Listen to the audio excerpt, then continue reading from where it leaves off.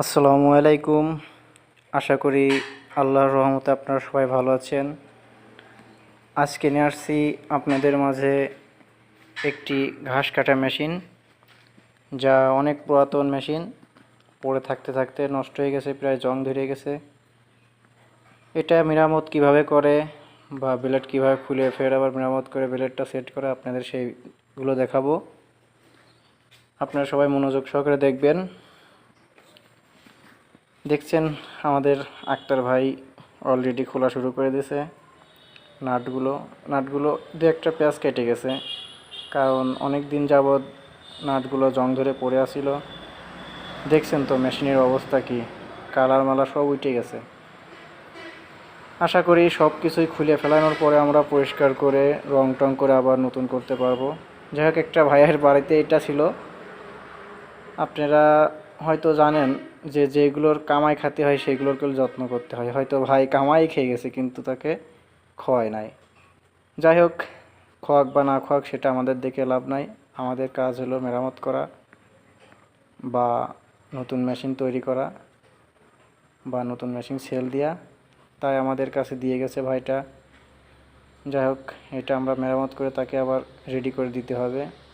তাই ব্লেডগুলো খুলে আবার ফের ধার কাটাইয়ে সব জায়গার থেকে জং তুলে তেল দিয়ে পরিষ্কার করে আমরা সেই ভাইকে আবার ফেরত দিয়ে দেব। যাই হোক, যেহেতু মেশিন বিক্রয় করা আমাদের দায়িত্ব এবং কর্তব্য, এবং সব কিছুর কাজ করতে হবে আমাদেরই, তাই আমরা এগুলোর দেখভাল করি। আরাফাত মেশিনারিজ, হরিনানপুর বাজার, গার্লস স্কুলের পিছনে আরাফাত ভবন, ইবি কুষ্টিয়া। আর আমাদের কারখানা ঝিনাইদহ সড়ক, ইসলামী বিশ্ববিদ্যালয়ে, মধুপুর বাজার, পুরাতন ব্যাংকের সামনে, ইবি কুষ্টিয়া। আশা করি আপনারা আমাদের চেনেন, কারখানা চেনেন প্রায়জনই। তারপরেও বলে দিলাম যে যারা যেখান থেকে দেখছেন এই ভিডিওটি, যারা না জানা থাকবে তারা জেনে নিলেন যে আমাদের কারখানাটা কোথায় আর আমাদের অফিসটা কোথায়।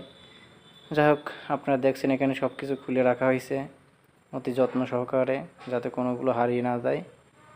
আর এইগুলো আমরা সব কিছু মেরামত করে আবার যার মেশিন তার কাছে ফেরত দিতে হবে।